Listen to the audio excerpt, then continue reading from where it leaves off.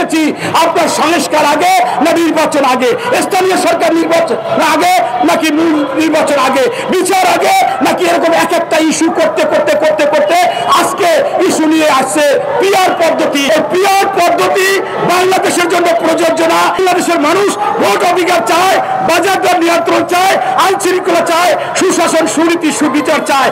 এই জন্য নির্বাচনের কোনো বিকল্প নাই। এই ওরা দেখতেছেন যে এই আওয়ামী দোসর বিভিন্ন জায়গায় থেকে বিভিন্ন রকমের ষড়যন্ত্র করতেছে এবং এদের গ্রেফতার করা উচিত ছিল এই অন্তর্বর্তীকালীন সরকার আসার সাথে সাথে তালিকা করে। আমরা দেখেছি একটি জায়গায় ছিল তাদেরকে গ্রেফতার করেনি, অথচ তারা সেখান থেকে ভারতে গিয়েছে। ভারতের পেপার পত্রিকায় দেখা যাচ্ছে কেউ বলেছে ৪৫,০০০, কেউ ৪৭,০০০ এই আওয়ামী দোসরদের সেখানে আধার কার্ড দিয়েছেন। এরা সেখানে থেকে পার্শ্ববর্তী থেকে দেশে থেকে এরকম ষড়যন্ত্র করতেছে। আজকে সবচেয়ে বড় ষড়যন্ত্র হচ্ছে বিএনপির বিরুদ্ধে। দেশের নাম্বার 1 ট্রেডিং অ্যাপ নিফটি ফার্স্টে পাচ্ছেন ট্রেডিং এর সব সুবিধা, dual exchange access, company analysis, portfolio তৈরি করা সহ আরও অনেক ইউনিক ফিচারের সাথে ট্রেড করতে ডাউনলোড করুন এক্ষুনি।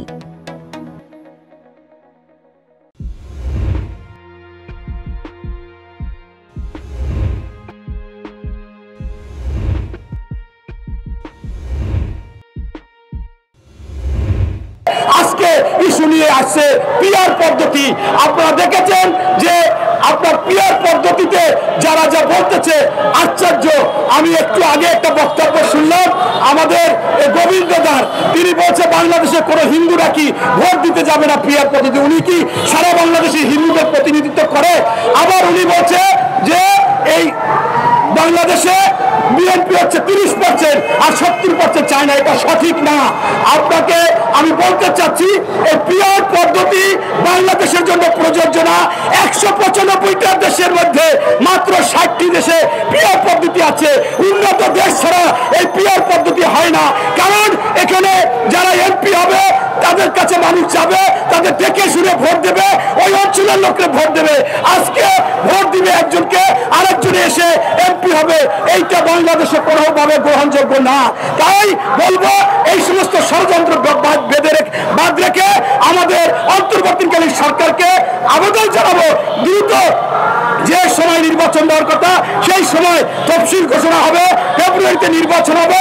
বাংলাদেশের মানুষ ভোট অধিকার চায়, বাজার দর নিয়ন্ত্রণ চায়, আইন শৃঙ্খলা চায়, সুশাসন, সুনীতি, সুবিচার চায়। এই জন্য নির্বাচনের কোনো বিকল্প নাই।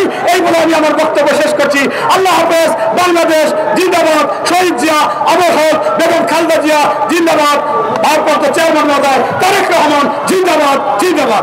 দেশের নাম্বার 1 ট্রেডিং অ্যাপ নিফটি ফার্স্টে পাচ্ছেন ট্রেডিং এর সব সুবিধা, dual exchange access, company analysis, portfolio তৈরি করা সহ আরও অনেক ইউনিক ফিচারের সাথে ট্রেড করতে ডাউনলোড করুন এক্ষুনি।